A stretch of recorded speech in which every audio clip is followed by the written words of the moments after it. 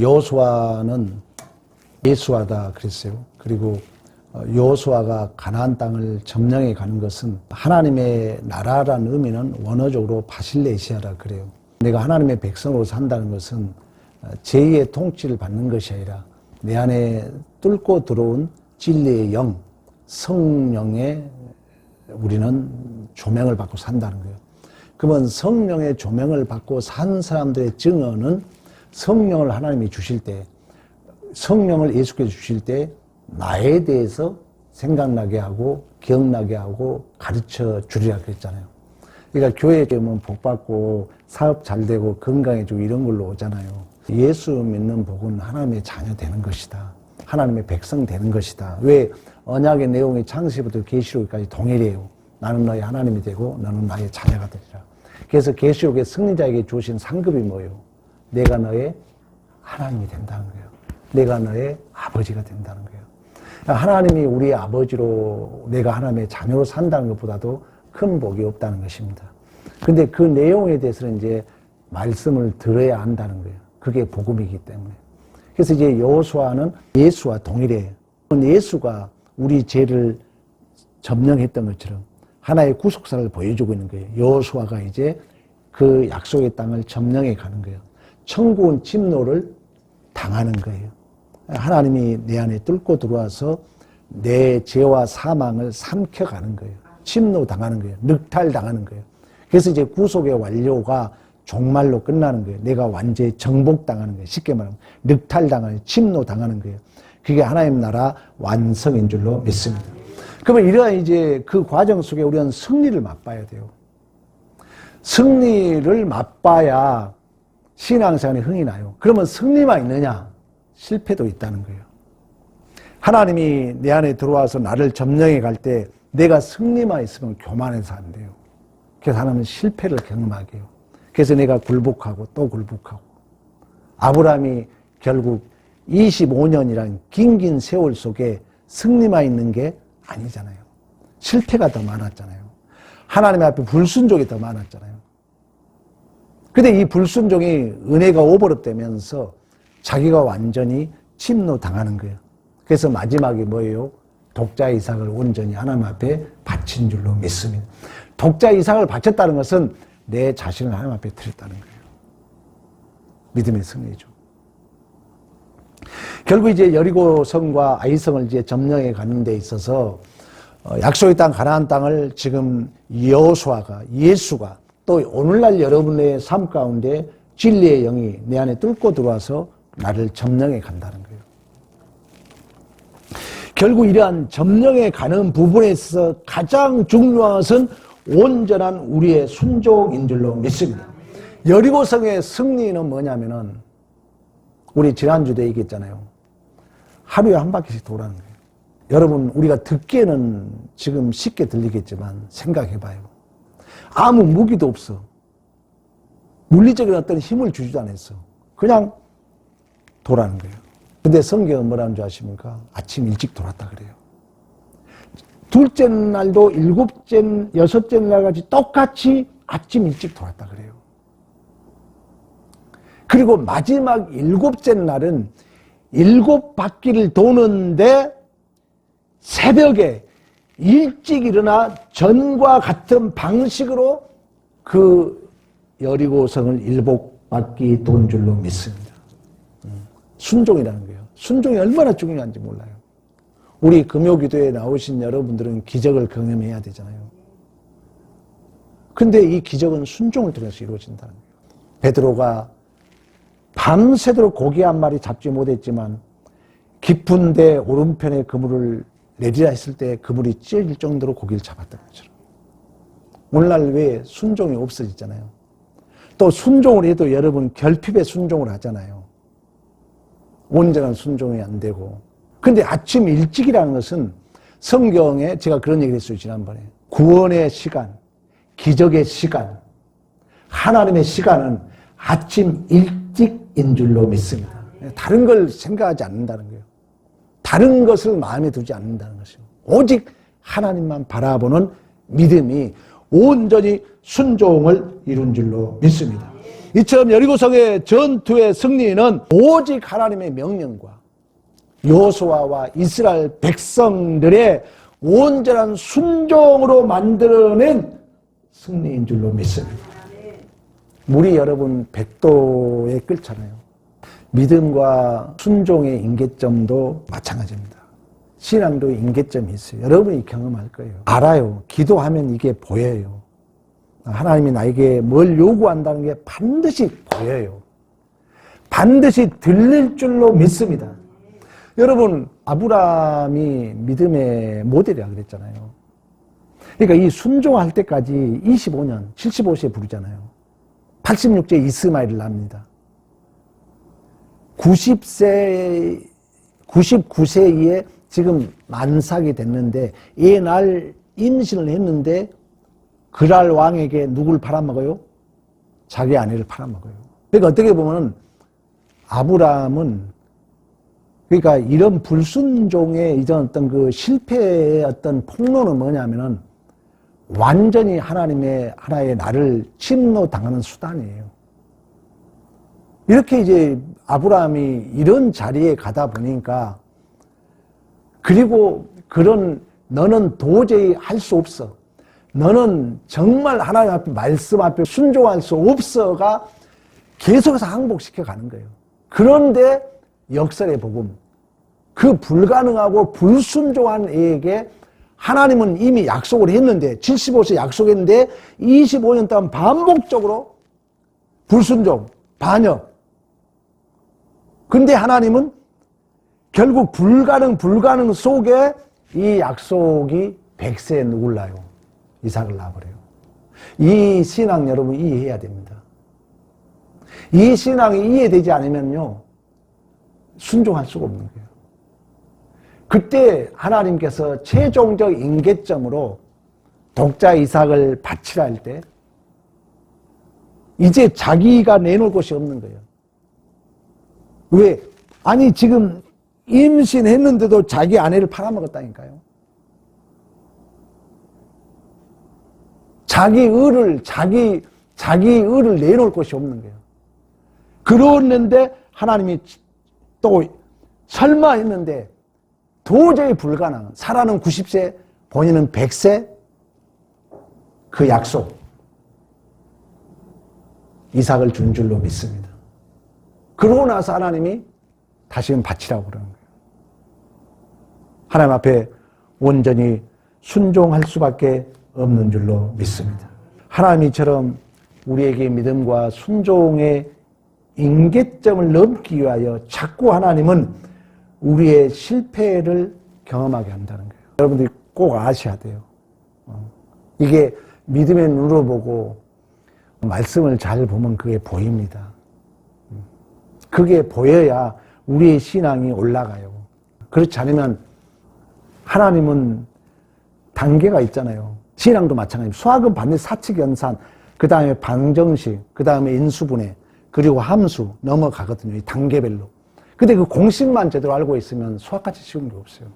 우리의 신앙도 마찬가지입니다. 반드시 하나님은 이러한 임계점을 통해서 실패를 통해서 단계를 거쳐서 독수리가 하늘을 나는같이 우리를 이끌어 가신 줄로 믿습니다. 이처럼 하나님은 믿음과 순종의 임계점을 넘기려는 방법으로 실패를 경험하게 하고 그 실패를 폭로한다는 것입니다. 그래서 하나님이 요단강을 건너기 전에 우리 지난 금요일날 그런 얘기 했나요? 너희는 자신을 성결하게 해라. 하나님께서 내일 너희 가운데 기이한 일을 행하시리라. 성결하다는 것은 뭐라 그랬어요? 지난주 기억납니까? 한 마음이라 그랬잖아요. 온전한 마음이에요. 청결한 마음. 마음이 청결한 자는 복이 있나니. 그래서 이제 여리고성은 아까 얘기했잖아요. 생각해봐요. 물리적 어떤 힘도 주지 않았는데 하루에 한 바퀴씩 도는 거예요. 그것도 새벽 일찍이. 근데 그걸 순종하거든요. 그리고 마지막 7바퀴 돕니다. 그랬더니 여리고성이 무너진 줄로 믿습니다. 그러나 두 번째 이제 아이성 가서는 아간의 불순종으로 실패를 합니다. 그런데 하나님이 뭐라 하냐면은 우리 7장으로 한번 가보실래요? 7장 12절. 그러므로 이스라엘 자손이 그들의 원수 앞에 능히 맞서서 못하고 그 앞에서 돌아섰나니 이는 또 온전히 바친 것에 됨이라. 그 온전한 바친 물건을 너희 중에 멸하지 아니하면 내가 다시는 너희와 함께 있지 아니하리라.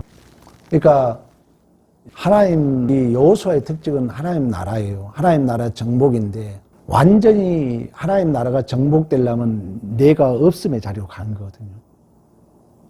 내 의가 조금이라도 있다면 순종할 수 없잖아요. 그러면 내 의를 터는 방법은 어쩔 수 없어요. 실패를 경험해야 돼요. 실패가 폭로돼야 돼요. 이게 보여야 여러분들이 남의 실패를 정지할 수 없다니까요. 나의 실패를 낙심할 수 없는 거예요. 얼마나 중요한 신앙인지 몰라요. 이게 하나님의 섭리라고 그래요. 교회가 병든 게 뭐냐면은 능력을 믿어, 기적을 믿어, 섭리를 안 믿어. 그러니까 누가 실패하면은 정죄하기 바빠. 내가 실패하면 낙심하기 바빠. 나는 뭐라 했어요? 명예롭고 복 있는 기회라 그랬잖아요. 틀려요, 해석이. 계시록은 철저히 그런 얘기를 하는 거예요. 그러니까 우리는 어떤 환경도 온 우주적 통치자는 하나님이신 줄로 믿습니다. 그래서 부르심에 합당한 자, 하나님을 사랑하는 자, 모든 것이 협력하여 선을 이루실 줄로 믿습니다. 그러니까 온전히 하나님 앞에 멸하지 아니하면, 완전히 태워서 완전히 없애지 않으면 너와 함께하지 않겠다 그럽니다. 그러고 나서 이제 7장 20절 21절 가봅니다. 아간이 여호수아에게 대답하여 이르되 참으로 나는 이스라엘 하나님 여호와께 범죄하여 이러하게 행하였습니다. 내가 노랑 물건 중에 시난산의 아름다운 외투 한 벌과 은 200세겔과 무게 50세겔 되는 금덩이 하나를 보고 탐내어 가졌나이다. 보소서 이제 그 물건들을 내 정막 가운데 땅속에 감추었으면 밑에 있나이다 하더이다. 아멘. 하나님 앞에 완전히 침노 당하는 거죠, 쉽게 말하면. 그러니까 성령의 조명을 받으면은 보이게 돼 있어요. 자주 얘기한 것처럼. 하나님의 조명을 받으면은 보이게 돼 있어요. 그런 얘기 했잖아요. 철학은 너 자신을 알라 그랬잖아요. 너 자신을 알라 그랬는데, 자, 주님 손교회라는 것은 어떤 근거가 있어야 규명할 거 아니에요. 망우산, 움직이지 않는 고유명사. 망울이 고개에서 몇 메다. 그러면 나를 안다는 것도 어떤 규명이 있어야죠. 그 근거가 있어야죠. 그걸 소크라테스가 얘기할 때 몰랐잖아요. 나도 소크라테스 제자들이 스승은 자신이 누군지 압니까? 나도 내가 누군지 모르는 걸 알고 있다 그랬잖아요. 그러니까 이제 플라톤이 나를 알려면은 누군가를 절대자가 있어야 돼. 근거가 있어야 된다. 기준이 있어야 된다는 거죠. 그게 이제 형이상학적인 가설 이데아를 설정한 거예요. 근데 아까 우리가 기도했던 것처럼 인간은 스스로 하나님을 만날 수 없는 거예요. 하나님이 나를 만나줘야 돼요. 하나님이 나를 찾아와 줘야 돼요.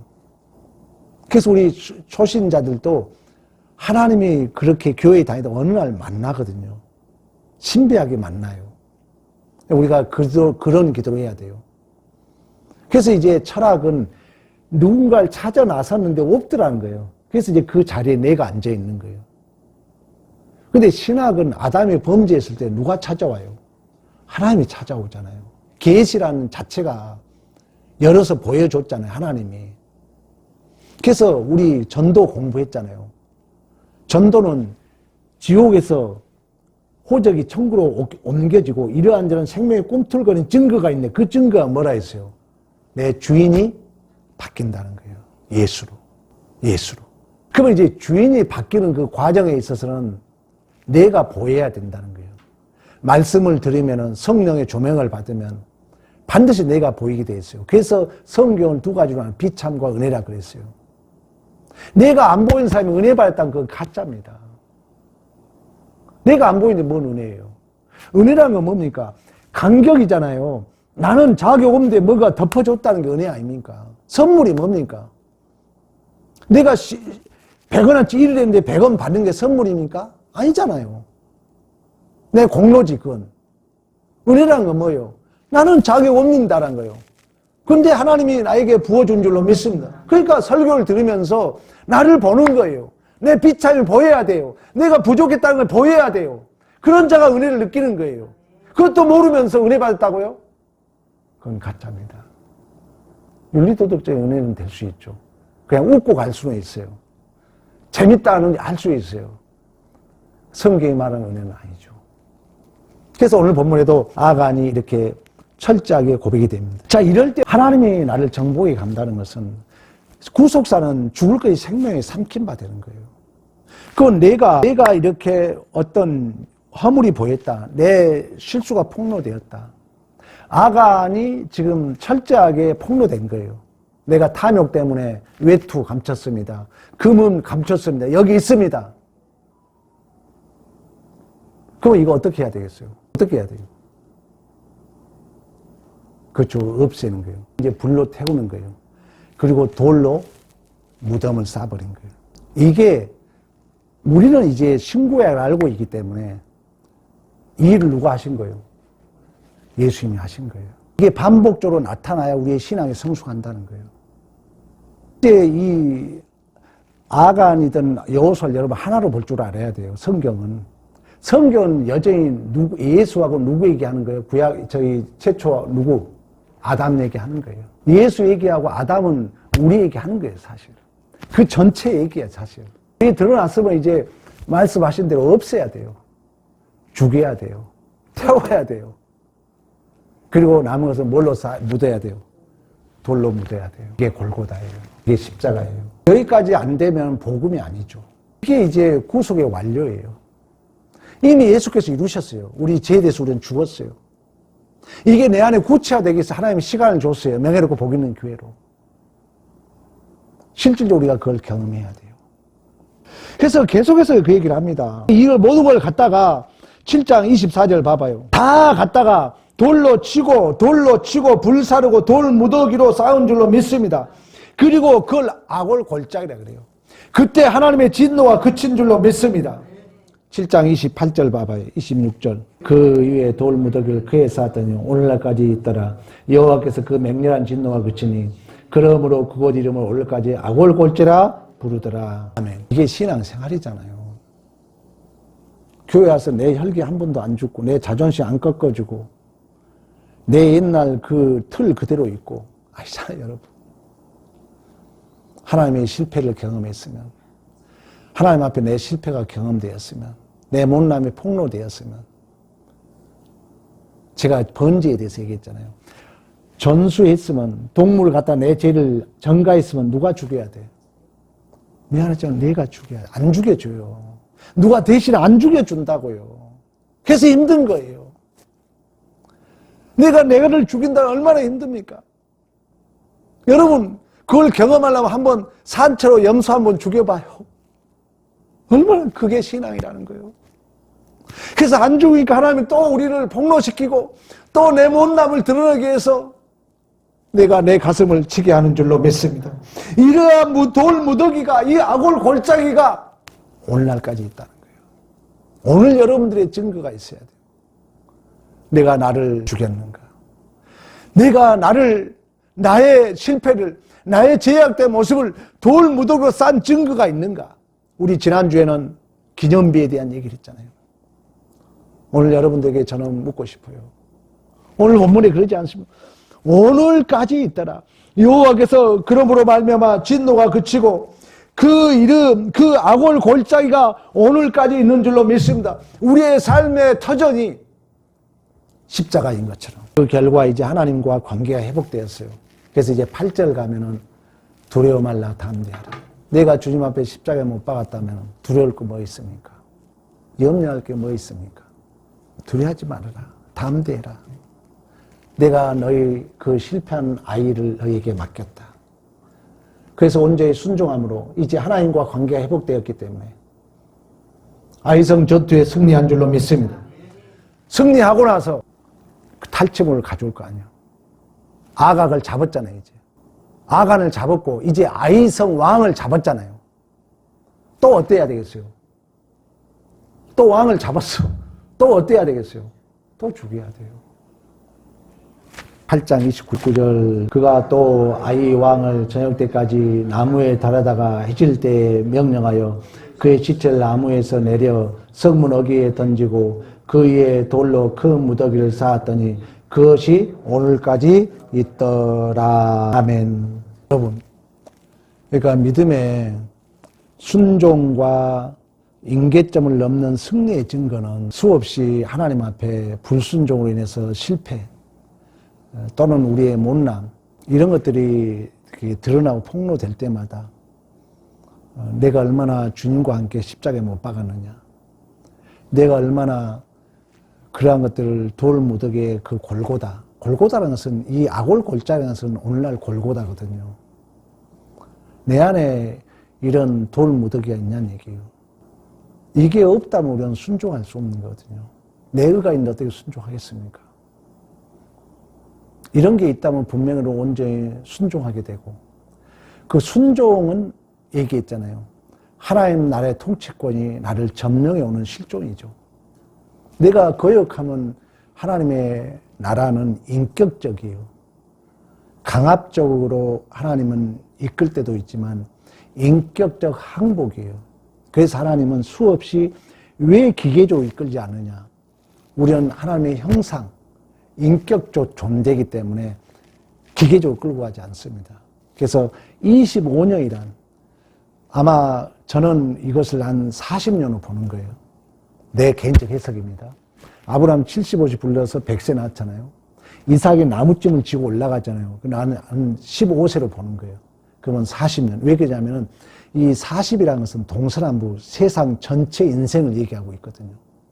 그러니까 아브라함은 전 일생을 통하여 하나님을 항복시켜 간 거예요. 실패와 승리를 계속해서 번갈아 가면서. 그래서 결국 나중에 온전히 순종함으로 이제야 내가 하나님을 경외한 줄 아노라. 이게 또 다른 말로 하면 돌무더기죠. 이게 있을 때 이제 하나님의 통치는 나를 지배하고 진실로 이제 성령이 내 존재를 이끌어가는 기적을 경험하게 될 줄로 믿습니다. 자, 이처럼 믿음과 순종의 실패와 성공을 경험하고 이제 중요히 이제 에발산으로 다 모인 거예요. 에발산은 세겜 땅입니다. 아브라함이 제일 먼저 번제를 드렸던 것이요, 야곱이 제단을 드렸던 것이요, 이미 모세에게 약속했잖아요. 축복의 산, 저주의 산. 일로 다 모이게 한 거예요. 그리고 반반 나눠놓고 하나님의 율법은 뭐예요? 순종하면 복, 불순종하면 벌이야. 율법은 인과응보적이잖아요. 이걸 다 하나도 빠짐없이 다 읽어준 거예요. 수없는 실패를 경험하고 승리를 경험해서 다 태웠어. 그리고 이제 야, 에발산과 그림심산에 딱 나눠놓고 율법절 다 읽어주는 거예요. 순종해야 복을 받는다. 자, 우리는 다 신구약을 알고 있기 때문에 결론적으로 그러면 이스라엘 백성들이 순종합니까? 불순종합니까? 그렇죠. 불순종하죠. 말라기서 보면 불순종하잖아요. 그래서 오늘을 이제 해석하는 성경은 뭐냐? 그래서 이제 누가 왔어요? 예수가 온 거예요.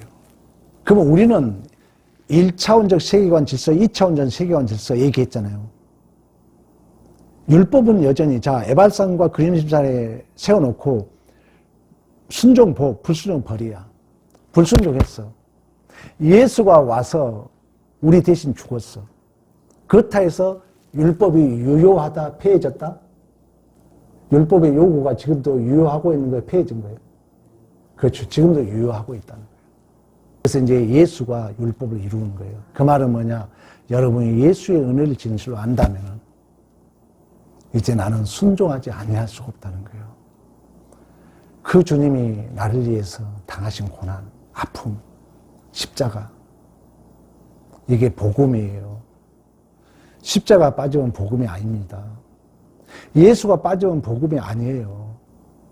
우리에게 불순종하고 살았는데 아브라함이 믿음의 모델인 것처럼 자기를 죽인 것 같지만, 자기 아들을 죽인 것 같지만 하나님이 예비했잖아요. 여호와 이래. 우리의 존재가 그렇습니다. 우리는 불순종하고 살았어요. 그렇게 설득했는데도 우리는 또 불순종했어요. 근데 오늘 여러분들이 이 복음을 들었잖아요. 또 다시 듣는 거예요, 우리는. 예수가 우리의 불순종 죄 때문에 우리 주님이 죽었다는 거예요. 우리 주님이 우리의 불순종 때문에 온갖 아픔과 고통을 당했다는 거예요. 그러면서 다시금 우리에게 에발산과 그림심산을 우리에게 보여주면서 율법의 모든 것을 우리에게 지금 낭독하고 있는 거예요. 제가 지금 축약해서 얘기하는 거예요. 여러분 어떻게 할 거냐고 내가 지금 묻고 있는 거예요.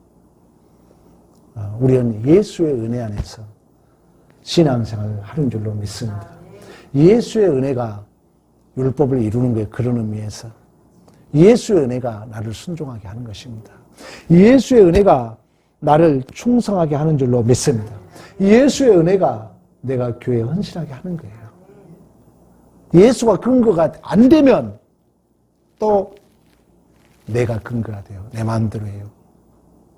그래서 이제 9장에 가면은 신비합니다. 성경이. 9장에 가면은 이러한 복음의 소식을 듣고 하나님을 대적합니다.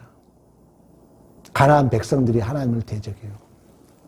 그러나 하나님들과 화친한 자들이 나옵니다. 우리 9장으로 가봅니다. 이거 마무리할게요. 9장 1절에 결국 2일 후에 이러한 역사를 이후에 이 일을 듣고 2절 가나안 백성들이 모여서 일심으로 여호수아와 이스라엘을 맞서서 싸우려 합니다. 대적합니다. 복음을 듣고도 하나님의 은혜를 모르는 자들은 대적해요.